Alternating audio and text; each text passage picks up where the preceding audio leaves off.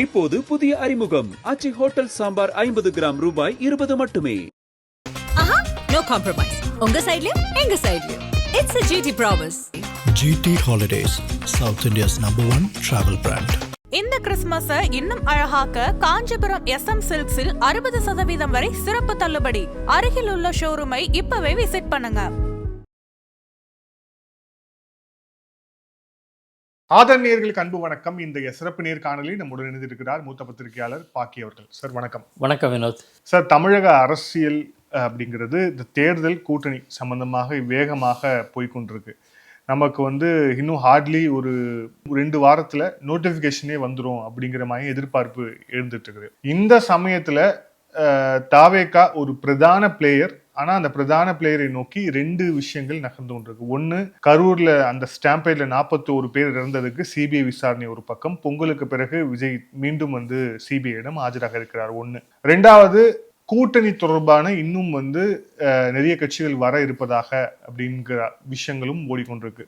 உங்களுடைய பார்வையில ரொம்ப ரீசெண்டா அதிமுகவோட போய் சில எடப்பாடி பழனிசாமி அவர்கள் சொல்லும் போது ஒரு புதிய கட்சியும் இணைய வாய்ப்பு இருக்கு அப்படின்னு. விசாரணை ஒரு பக்கம் சூடு பிடிக்குது, அதுவும் டெல்லியை நோக்கி விஜய் அழுத்தப்படுகிறார் அப்படிங்கிற போது என்டிஏல இன்னும் ஏதாவது ஒரு பாசிபிலிட்டி இருக்கா விஜய் கூட்டணி வைப்பதற்கு, இல்லை விஜய் உள்ளே இழுப்பதற்கு? ஒன்று சொல்லிடுறேன். எடப்பாடி பழனிசாமி சொன்னது புதிய கட்சி இல்லை, ஒரு பெரிய கட்சின்னு சொல்லியிருக்கார். அந்த பெரிய கட்சி ஏற்கனவே பாமக வந்துச்சு. அன்புமணி ராமதாஸ் தலைமையிலான பாமக வந்துச்சு. ராமதாஸ் தலைமையிலான பாமக பற்றி இன்னும் குழப்பம் நீடிக்குது. ஒரு நாள் என்ன ஸ்டாலின் அரசாங்கத்தை பாராட்டுறாரு, நான் இன்னும் அரசியல் எதுவானா நடக்கலாம் அப்படிங்கிறாரு. அடுத்தது என்டிஏல தான் இருக்கேங்கிறார். இது ஒரு பெரிய குழப்பமானது, மகா குழப்பமாக இருக்குது. அதனால் அது ஒரு சீரியஸாக பார்க்க முடியாது. இப்போ அதை பற்றி எந்த பார்வையும் செலுத்த முடியாது. ஆனால் தேமுதிக அதிமுகவுக்கு நெருங்கி வருவதற்கான வாய்ப்புகள் இருப்பதாக எனக்கு கிடைச்ச தகவல். தேமுதிக அநேகமாக செட் ஆகிடுவோங்க. செட் ஆகிடுச்சுன்னு கூட சில பேர் சொல்கிறாங்க, நமக்கு அது தெரியாது. அவங்களுடைய எதிர்பார்ப்பு என்னென்னா, அநேகமாக விஜயகாந்தோட மகனையோ அல்லது உறவினர்கள் யாரையாவது நாடாளுமன்ற மாநிலங்களவைக்கு உறுப்பினராக தேர்ந்தெடுக்கணும், அதுக்கு அதிமுக கை கொடுக்கணும் என்பது தான் பார்வை. அதுதான் அநேகமாக அந்த இது செட் ஆகிடுச்சுன்னு தான் கேள்விப்பட்டோம். நீங்கள் சொன்ன மாதிரி தாவேகா வருமா என்பது $1,000,000 கொஸ்டின் மட்டுமில்லை.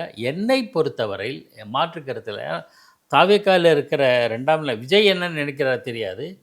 பல தலைவர்கள் என்ன ஃபீல் பண்ணுறாங்க, விஜய் என்ன நினைக்கிறாருன்னு அவங்க சொல்கிறாங்கன்னா, நான் சொல்கிற அரசியல்வாதிகள் அவங்கள என்ன சொல்கிறாங்கன்னா, இந்த முறை தேர்தலில் தனித்து களம் காணுவோம்.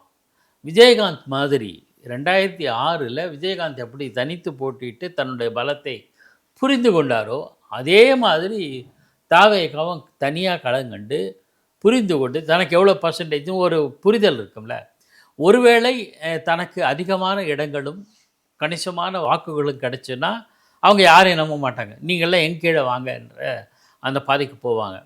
அல்லது நமக்கு ஒரு கணிசமாக இது இருக்குது, இது ஏதோ ஒரு கட்சியே ஸ்பாய்லராக இருக்கும், ஏதோ கட்சியினுடைய வெற்றி வாய்ப்பை பாதிக்கும் அப்படின்னா நாம் அவங்களோட அணியில் சேர்ந்து அடுத்த முறை முயற்சி பண்ணலாம். அது விஜயனுடைய எண்ணமாக அறிகிறோம். இன்று வரையில் அது அநேகமாக அப்படித்தான் நீடிக்கும். ஆனால் இதுக்கு நடுவில் விஜய் மீது சிபிஐ வழக்கு விசாரணை, அந்த கரூர் சம்பவத்தை ஒட்டி விசாரணை, அப்புறம் அவர் நடித்த படத்துக்கான ஒரு இழுபறி நிலை, இதெல்லாம் பாஜக கையாளும் உத்தி அப்படின்னு அரசியல்வாதிகள் சொல்கிறாங்க. என்னை பொறுத்தவரை பாஜகவும் அதை அதை இல்லை. ஆனால் பாஜகவினுடைய கவலை என்னென்னா, ஓட்டுகள் சிதறக்கூடாது அப்படின்னு. பெருசாக ஒன்று விஜய் மடியில் வச்சுக்கணுன்றத ஆசை அவங்களுக்கு இருக்கான்னு தெரியல. ஆனால் அவரால் ஓட்டுகள் ஏதாவது பாதிக்கப்படுமோ என்கிற கவலையை தான் அவங்க, அதை தான் எப்படி கவுண்டர் பண்ணுறது, என்ன உத்திகளை பயன்படுத்தலாம், அந்த உத்திகள் பயன்படுத்தும் போது அதில் ஒரு உத்தியாக கூட நீங்கள் ஒன்று எங்களுக்கு இருங்க, இல்லை கொஞ்சம் நடுவில் ஏதாவது ஒரு வயா மீடியா. இப்போ உதாரணத்துக்கு விஜயகாந்த் 2016 தேர்தல் நினைக்கிறேன். ஆனால் திமுக அணியில் சேருவார் என்று பரபரப்பாக பேசப்பட்ட போது கடைசி நிமிஷத்தில் அவர் மக்கள் நல கூட்டணிய முதல்வர் வேட்பாளராக அறிவிக்கப்பட்டார். அது திமுகவின் வெற்றி வாய்ப்பை பாதித்தது என்று சொல்லுவாங்க. அது மாதிரி ஏதேனும் செய்வாரா என்ற பார்வையெல்லாம் இருக்குது. அநேகமாக நமக்கு கிடைச்சவர் இதுதான் நிலைமை. ஜெயிச்சுட்டா நாமளே வந்துடுவோம், இல்லைன்னா நம்ம மற்றவர்களை அரவணைச்சிக்கலாம் என்கிற பார்வை இருக்குது. ஆனால் அதனால் பாஜகவும் அதில் பெரிய கவனம் செலுத்தலை. ஒரே கவலை வந்து யாரோட ஓட்டுகளை பிரிக்கிறார். ஏன்னா பாஜகவுக்கு சட்டப்பேரவை தேர்தல் ஒரு பொருட்டு அல்ல. அந்த கவலையெல்லாம் அதிமுக. ஏன்னா மீண்டும் ஆட்சியை பிடிக்கணும், வெற்றி வாய்ப்பை கை நழுவு போகக்கூடாது, ஓட்டுகள் சிதறக்கூடாதுங்கிற நெசசிட்டி தேவை வந்து அதிமுகவுக்கு இருக்குது. பாஜகவுக்கு இப்போது இல்லை. அந்த சூழலில் இப்படியே தான் போயிட்டுருக்கு. அநேகமாக அவர் தனியேற்று தான் களம் காண்பார். அதனால் இந்த சிபிஐ போன்றவையெல்லாம் அப்படி போட்டு வச்சுக்கிறது, எப்படியும் நீங்கள் என்னுடைய கண்ட்ரோல் தான் அப்படின்னு நாளைய தினம் 2029 நோக்கிய பார்வையாகத்தான் இருக்கும், பயணமாகத்தான் இருக்கும் அப்படின்னு நினைக்கிறேன். அதனால் மற்ற யூகங்கள் எல்லாம் நடைபெறுவதற்கான சாத்தியக்கூறுகள் மிக மிக குறைவு. இதில் விஜயகாந்தையும் ஒப்பிட்டீங்க. ஆனால் விஜயகாந்துக்கு இருந்த ஒரு லிபர்ட்டியோ ஒரு ஃப்ரீடமோ விஜய்க்கு இருக்கா, ப்ளஸ் வந்து அந்த சூழல் வந்து இருக்கா அப்படிங்கிற ஒரு கேள்வி இருக்குது. 2006 அவர் உள்ளே வருகிறார். அவர் உள்ளே வரும்போதே ஒரு மைனாரிட்டி கவர்மெண்ட் தான் வந்து இங்கே வந்து வருது, திமுகவுடைய மைனாரிட்டி கவர்மெண்ட் தான் வருது. ஸோ இப்போது அதே போல் ஒரு சூழல் இங்கேயும் ஏற்படுவதற்கான வாய்ப்புகள் இருக்குது. அப்படிங்கிற போது அதை தடுப்பதற்கு தானே டெல்லி வந்து முயற்சி பண்ணும். அந்த முயற்சிக்கு இடம் கொடுக்காமல் விஜயால அவருக்கு இருக்கக்கூடிய எக்ஸ்பீரியன்ஸில் அவருக்கு இருக்கக்கூடிய இதில் போக முடியும் அப்படின்னு நினைக்கிறீங்களா? இல்லை, எனக்கு அது புரியலை. அப்போதைய சூழல் வந்து கலைஞர் கருணாநிதி என்கிற ஆளுமை, ஜெயலலிதா என்ற ஆளுமை 2 பேர் இருந்தாங்க. இப்போ அது இல்லை. அந்த அளவுக்கு ஸ்டாலின் நிச்சயமாக ஆளுமை மிக்கவர் தான், எடப்பாடியும் ஆளுமை மிக்கவர் தான். ஆனால் அந்த கலைஞர் ஜெயலலிதா அந்த மாதிரி லெவலுக்கு கொண்டு போக முடியாது. ஆக அதனால் பாஜக அப்பர் ஹேண்ட் எடுக்குது. அதுதான் இயல்பாக இருக்குது. மற்றபடி அவருடைய செல்வாக்கு என்னன்னு தெரியாதது. இதில் ஒரு கவனிக்க வேண்டியது, விஜயகாந்தோ கடந்த காலத்தில் எம்ஜிஆரோ அவர்களுக்கு ஒரு சோதனை இருந்தால் அந்த சோதனையை தங்களுடைய அரசியல் வளர்ச்சிக்கு பயன்படுத்தி இருக்கிறாங்க. எல்லா தலைவர்களும் அப்படி தான் பண்ணுவாங்க. தங்களுக்கு ஏற்படுகிற சரியான அல்லது தவறான எந்த சோதனைகளாக இருந்தாலும் அதை வந்து தங்களுக்கு சாதகம் அரசியல் லாபத்துக்கு பயன்படுத்துகிற பேசிக் இது அரசியலில் இது முதல் கட்டம் கற்றுக்க வேண்டியது. ஆனால் இன்று வரையில் விஜய் அதை தனக்கு ஒரு அரசியல் அரசியலுக்கான கருவியாக அவர் பயன்படுத்தவில்லை. அவருடைய ஜனநாயகன் படம் இவ்வளோ சிக்கல் இருக்கும்போது ஒரு வார்த்தை கூட, ஒரு கருத்தை கூட சொல்லலை.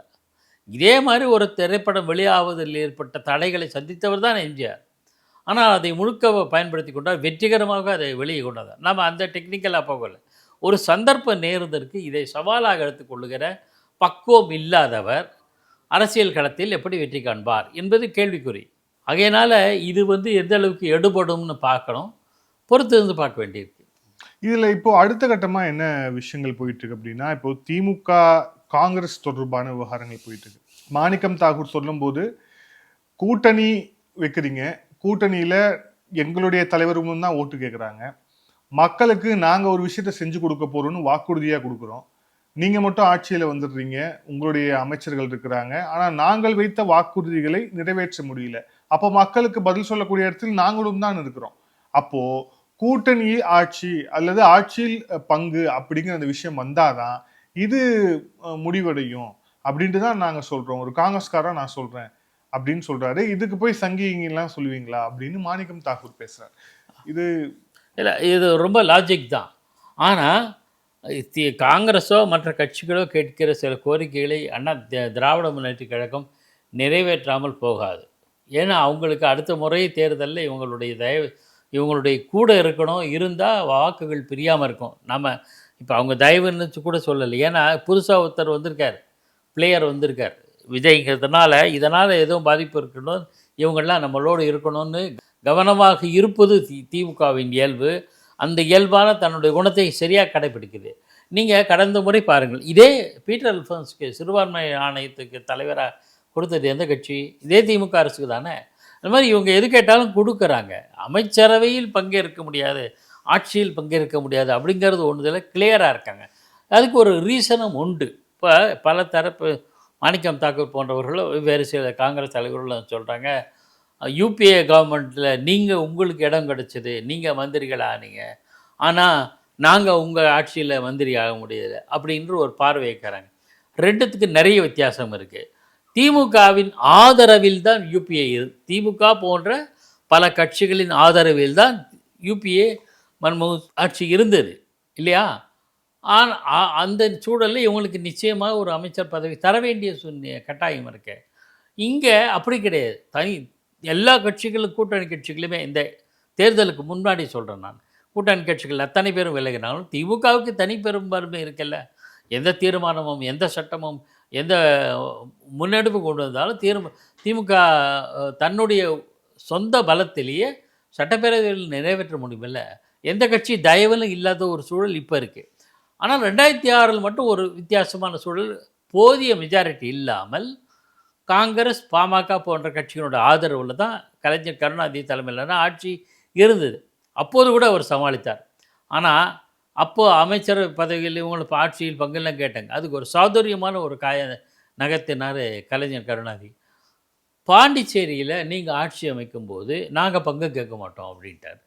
மேலிடம் வந்து சரி லாஜிக்காக இருக்கேன், ஒரு மாநிலத்தை விட்டு அவங்க விட்டு கொடுக்குறாங்க, இந்த மாநிலத்தில் நாம் விட்டு கொடுத்துருவோம் அப்படின்னு காங்கிரஸுக்கு பங்கு வந்து அமைச்சர் ஆட்சியில் பங்கு தருகிறத வலியுறுத்தாமல் விட்டாங்க.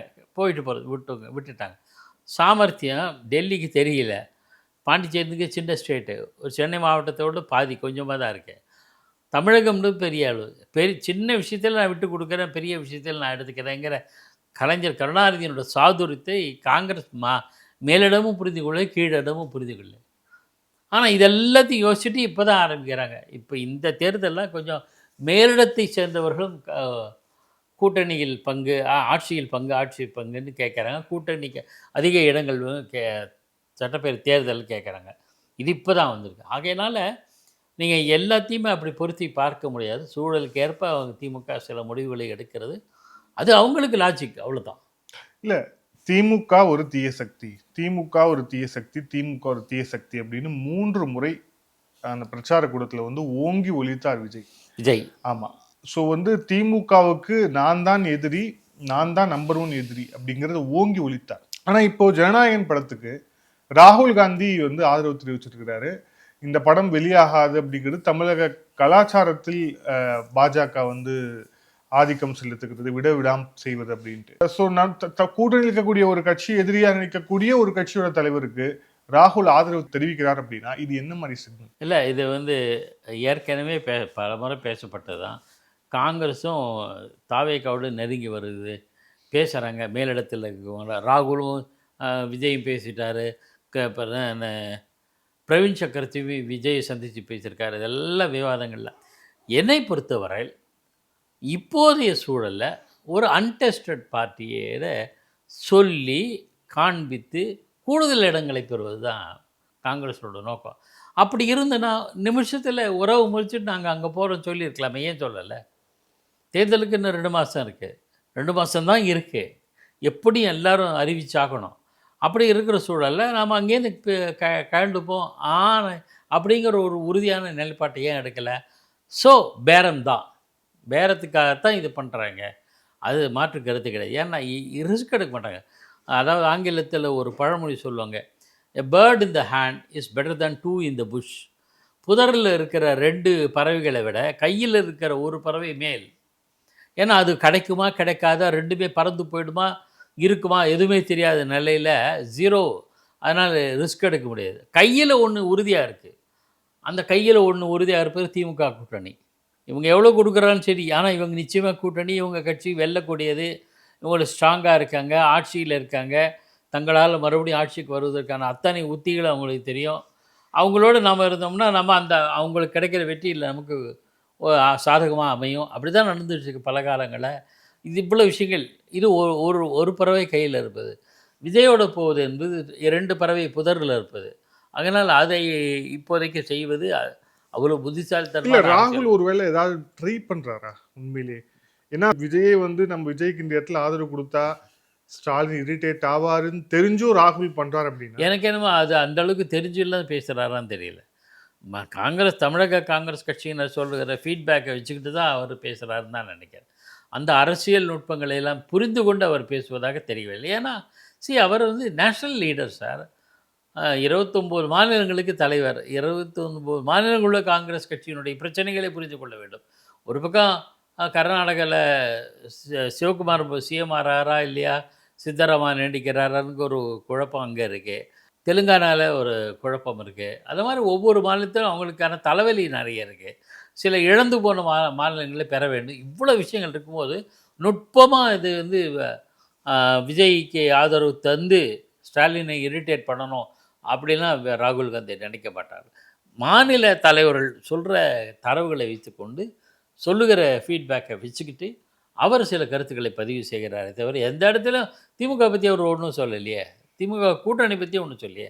ஆனால் இந்திரா காலத்தில் தெளிவாக இருந்தாங்க, இதுதான் அப்படின்னு டிசைட் பண்ணிட்டாங்க. இந்த மாதிரி சூழல் இப்போது காங்கிரஸுக்கு இல்லை.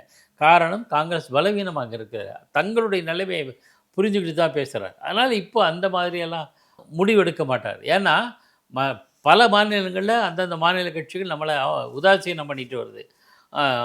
பீகார்லேயும் ஹரியானாலும் பிற மாநிலங்களில்.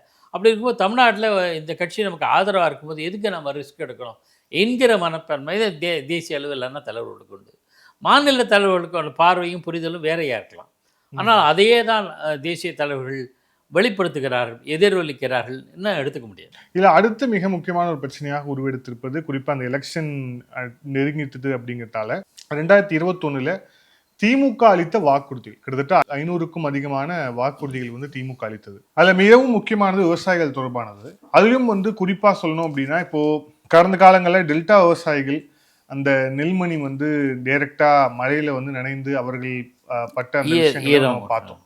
இப்போ கரும்பு விவசாயிகளுடைய ஒரு பிரச்சனை வந்து பூதாகரமாக மாறி இருக்கிறது, குறிப்பாக நாமக்கல், சேலம், தர்மபுரி உள்ளிட்ட மாவட்டங்கள்ல. இப்போ இதோடைய பின்னணி என்ன சார்? இது எந்த மாதிரியான ஒரு பாதிப்பை ஏற்படுத்தக்கூடும்? கரும்பு விவசாயிகளுக்கு கொள்முதல் விலை ஒரு டன்னுக்கு 4000 ரூபாய் தரப்படும் அப்படின்னு சொன்னது இந்த அரசாங்கம், அதாவது திமுக வாக்குறுதி கொடுத்துருக்காங்க. ஆனால் இன்று வரை அவங்க கிடைக்கிறது 3500 அல்லது அதுக்கு குறைவாகத்தான். அதுக்கு சில காரணங்கள் உண்டு. அதாவது கரும்புலேருந்து பிழித்திறன்னு சொல்லுவாங்க, அல்லது அதுலேருந்து எவ்வளோ சர்க்கரை வருதுன்னு. இப்போ ஒரு கிலோ கரும்பு, ஒரு கரும்புனோட வெயிட் 1 கிலோன்னா அதில் 100 கிராம் அளவுக்கு சர்க்கரை வரணும். 1 கிலோன்னு அது கரெக்டாக அது 10% நினைக்கிறேன். 10% தான், ஆமாம் 10%. அந்த 10% சர்க்கரை வந்ததுன்னா அதுதான் சரியான அளவு. அதுக்கு தான் கொள்முதல்ன்றது மத்திய அரசாங்கத்தினுடைய ஃபேர் ரெம்யூனரேஷன் அண்ட் ப்ரைஸ், நியாயமான விலை மற்றும் மதிப்பீடு அப்படிங்கிற அடிப்படையில் கொடுக்கப்படுகிறது. அது ஒரு ஸ்டாண்டர்டாக ஃபிக்ஸ் பண்ணியிருக்காங்க. ஈரப்பதத்தில் கூட 22%, 18% சில கணக்குகள்லாம் வச்சுருக்காங்க. எவ்வளோ ஈரம் இருந்தால் எடுத்துக்கலாம் இல்லையா அப்படிங்கிறது. அது தொடர்பாக சில கோரிக்கைகளை மாநில அரசு வச்சுருக்காங்க. மாநில அரசு மத்திய அரசு கேட்டிருக்காங்க, எங்களுடைய ஈரப்பதத்தினுடைய அளவு இவ்வளோ உயர்த்தணும் அப்படின்னா தான் இவங்களது கொள்முதல் செய்யப்படும். இவங்க விவசாயிகளுடைய நெல் கொள்முதல் செய்யப்படும், அரைவாலைக்கு எடுத்து செல்லப்படும். அந்த மாதிரி சொல்லிட்டு இருக்காங்க ஒரு பக்கம். இங்கே கரும்பு விஷயத்துலேயும் ஒரு கரும்புலேருந்து 10% இருந்ததுன்னா தரணும் அப்படிங்கிறது வச்சுருக்காங்க. அப்படி பார்க்கும்போது கிட்டத்தட்ட 3550 அல்லது அது குறைவாகத்தான் பிழிதிறன், அதாவது கரும்பு விலை தரப்படுகிறது. காரணம் என்னென்னா, தமிழ்நாட்டில் இருக்கிற பெரும்பாலான கரும்பு ஆலை, சர்க்கரை ஆலைகள், சர்க்கரைக்கு பிரிக்கும்போது அது வந்து 9%, 9%, 9.5% அந்த மாதிரி தான் இருக்குது. பல ஆலைகளில் வந்து 8%, 8 விழுக்காடு தான் இருக்குது. அது அந்த 8 விழுக்காடுனா ஒரு கிலோ கரும்புலேருந்து 80 கிராம் தான் சர்க்கரை வரும் அப்படிங்கிற நிலைமை இருக்குது. அதுக்கு விளைச்சல் காரணம் பல்வேறு, அது டெக்னிக்கலாக எனக்கு அது ஒரு பக்கம் விஷயம், அது பெரிய கதை. ஆனால் எங்களுக்கு நீங்கள் என்ன பண்ணணும், இப்போ கொள்முதல் இவ்வளோ இருக்குது, 3500 இருக்குது, நீங்கள் 700 ரூபாய் ஊக்கத்தொகை கொடுங்க. இவங்க விவசாயிகளுடைய கோரிக்கை. நீங்கள் 700 கொடுத்தீங்கன்னா எங்களுக்கு சப்போர்ட்டிவ் ப்ரைஸ் கிடச்சிடும், ஆதார விலை அல்லது கொள்முதல் விலை, சரி எங்களுக்கு தேவையான விலை கிடச்சிடும். அப்போ நாங்கள் மீண்டும் அந்த விவசாய பணியை சிறப்பாகவும் செம்மையாகவும் செய்ய முடியும். இதுதான் அவங்களோட கோரிக்கை. இந்த கோரிக்கையை வந்து நிறைவேற்ற வேண்டியது, கவனித்து செயல்பட்டு நிறைவேற்ற வேண்டியது தமிழக அரசாங்கம். ஆனால் விவசாயிகளுடைய போராட்டங்கள், கோரிக்கைகள் கடந்த சில நாளில் இருந்துகிட்ருக்கு. அதிகாரிகள் சொல்கிறாங்க, அதிகாரிகள் வந்து இந்த விளக்கம் தான் சொல்கிறாங்க, 10% இருக்கணும் அப்படின்ட்டு. 9%, 8% தான் தர முடியாது, சர்க்கரை கிடைக்கிறத வச்சு தான் நமக்கு கொடுக்க முடியும் அப்படின்னு அவங்க அந்த லாஜிக்கை பேசுகிறாங்க. ஆனால் இதை இம்ப்ரூவ் பண்ணுறது ஒரு பக்கம் இருக்கட்டும். இந்த உதவித்தொகை இருக்குல்ல, இன்சென்டிவ், அது 700 ரூபா தந்தால் தான் விவசாயிகளுக்கு திருப்தியாக இருக்கும், விவசாயிகள் அடுத்து பயிரிட முடியும், இதெல்லாம் இருக்குது. இதுக்கு வேளாண் துறை அமைச்சர் எம்ஆர்கே பன்னீர்செல்வம் எந்த பதிலும் சொல்லலை. அப்படி தான் சில நாளேடுகளில் வந்து செய்தி வந்திருக்கு. அவர் என்ன சொன்னார்னு அறிக்கையாவோ விளக்கமாக எதுவும் தரலை. அவருடைய பதில் ஒட்டி தான் இருக்குது. அது எப்போ வரும் தெரியாது. அவர் என்ன சொல்கிறாரு, அந்த இன்சென்டிவ் அரசாங்கம் ஏற்றுக்கொள்ளுகிறதா, இன்சென்டிவ் அளிப்பதாக மீண்டும் உறுதி செய்கிறதா அப்படி இருந்தால் 700 ரூபா இன்சென்டிவ் ஊக்கத்தொகை தந்தால் இவங்களுடைய 3500 + 700 4200, குறைந்தபட்சம் 4000 என்கிற இவங்களுடைய கோரிக்கையும் நிறைவேற்றப்படும். திமுக அரசு ஆட்சிக்கு வருவதற்கு முன் சொன்ன வாக்குறுதியும் நிறைவேற்றப்படும். இதுவும் ஒரு சிக்கல். இப்போ விவசாயிகள் பிரச்சனை, இடைநிலை ஆசிரியர்கள் பிரச்சனை, தூய்மை பணியாளர்கள் பிரச்சனை, அரசு பணியாளர்கள் பிரச்சனை, பகுதி நேர ஆசிரியர் பிரச்சனை, இது மாதிரி பல போராட்டங்களில் சொன்னது இவங்க எல்லாருமே. இப்போ செவிலியர்கள், மருத்துவ பணியாளர்கள், அவங்களோட கோரிக்கை, இதெல்லா போராட்டத்துக்குமே காரணம் என்ன? நீங்கள் சொன்னீங்களே, திமுக ஆட்சிக்கு வருவதற்கு முன்பு என்னெல்லாம் சொன்னீங்களோ அதை செயல்படுத்துங்க. ஒன்று செயல்படுத்த முடியவில்லை என்றால் யதார்த்த காலத்தை முறையாகவும் நேர்மையாகவும் விளக்குங்கள். அது 2 தான். இதுக்காக தான் இப்போ இந்த வரிசையில் இப்போது கரும்பு விவசாயிகள் வந்திருக்கார்கள். குறிப்பாக சேலம், தருமபுரி, கிருஷ்ணகிரி போன்ற பகுதிகளில் கரும்பு விவசாயம் உங்களுக்கு நல்லா தெரியும். கரும்பு சாகுபடியாளர் சங்க தலைவர் முத்துக்கவுண்டர் ஒருத்தர் இருந்தார். அவர் அரூர், தருமபுரி மாவட்டத்தை சேர்ந்தவர். ஆக அந்த பகுதியை சேர்ந்தவர்கள் கோரிக்கையாக முன்வைக்கிறார்கள். இதை அரசு எப்படி கவனித்து செயல்படுகிறது என்று பொறுத்திருந்து பார்க்க வேண்டும். நாம கடந்த காணொலியே ரொம்ப விரிவாக பேசணும். கிட்டத்தட்ட வந்து 10க்கும் மேற்பட்ட அரசு ஊழியர்களுடைய சங்கங்கள் போராட்டத்தில் குதிச்சிருக்கிறாங்க. ஆமாம். அந்த பேட்டி வெளியான ஒரு 3-4 நாட்களுக்குள்ள இன்னொரு new pension scheme, old pension scheme கிடையாது, ஒரு நியூ உறுதியளிக்கப்பட்ட பென்ஷன் ஸ்கீமை வந்து அறிவிச்சாங்க அப்படிங்கிறத பார்க்குறோம். ஆனால் அதற்கும் கடுமையான எதிர்ப்பு இருக்கு, அதுக்கும் விமர்சனம் இருக்கு ஒரு பக்கம். இப்போ விவசாயிகள் இப்போ இந்த காலகட்டத்தில் இந்த மாதிரி ஒரு விஷயத்துக்கு வந்திருக்கிறாங்க. இப்போ இந்த மாதிரியான விஷயம் அப்படிங்கிறது தேர்தலில் எந்த மாதிரியான எதிரொலிக்கிறதுக்கான வாய்ப்பு இருக்கு? கடந்த காலங்கள் நம்ம மகாராஷ்டிரா எலெக்ஷன் வந்தப்போ ஒரு நியூஸ் படித்தோம். அதாவது அங்கே வெங்காய விவசாயிகள் ஜாஸ்தி. ஸோ அந்த வெங்காய விவசாய பெல்ட் எங்கெங்கெல்லாம் இருந்ததோ அங்கே எல்லாமே பாஜக வந்து தோற்று 2024 வந்து தோத்து போனாங்க. அப்புறம் அந்த எலெக்ஷன் தோற்றதுக்கு அப்புறம் மாத்தினாங்க, அதுக்கப்புறம் மீண்டாங்கன்னு ஒரு விஷயம் பார்த்தோம். ஸோ விவசாயிகளுடைய அந்த கோபம் அப்படிங்கிறது, அவங்களுடைய ஆற்றாமை அப்படிங்கிறது ஆட்சியாளர்களுக்கு, அதுவும் தேர்தல் நெருக்கத்தில் இருக்கக்கூடிய ஆட்சியாளருக்கு எத்தகைய ஒரு ஆபத்து? அது நிச்சயமாக நீங்கள் சொன்னது மகாராஷ்டிராவில் மட்டும் இல்லை, தில்லியில் ஆட்சி பொறுப்பை இழந்தது சுஷ்மா ஸ்வராஜ்னு நினைக்க, அல்லது அதுக்கு பிற சங்கர் சிங் வகையில் வந்தபோதோ இதே டெல்லியில் பாஜகவினுடைய வீழ்ச்சிக்கு காரணமாக இருந்தது வெங்காய விலை, விவசாயிகள் பிரச்சனை தான். அதே மாதிரி பல கட்டங்களில் விவசாயிகளுடைய போராட்டம் வந்து ஆட்சி மாற்றத்துக்கு சிக்கலை ஏற்படுத்தும். அதனால தான் மத்திய அரசாங்கத்தில் இந்த 3 விவசாயிகள் சட்டத்தை கொண்டு வந்து கைவிட்டுட்டாங்க. ஏன்னா இது ரிஸ்க்கு அப்படின்ட்டு. தமிழகத்தில் கடந்த காலங்களிலே விவசாயிகளோட போராட்டம் ஒரு தாக்கத்தை ஏற்படுத்தியிருக்கிறது. பெருமளவு தாக்கம்னா சில ஆட்சி மாற்றம் கவுத்து போன சம்பவங்களில் எம்ஜிஆர் பீரியடில் அந்த மாதிரிலாம் வந்தது, அந்த மாதிரி இருக்குது. ஆனால் இந்த முறை விவசாயிகளோட போராட்டம் ஓரளவு தாக்கத்தை ஏற்படுத்தும். திமுகவுக்கு எதிரான வாக்கு விஷயத்தில் தாக்கத்தை ஏற்படுத்தும் அப்படின்னு நம்பலாம். நன்றி சார். பல்வேறு thank you sir. Thank you so much. Aadhan தொலைக்காட்சிக்கு நெஞ்சார்ந்த நன்றி.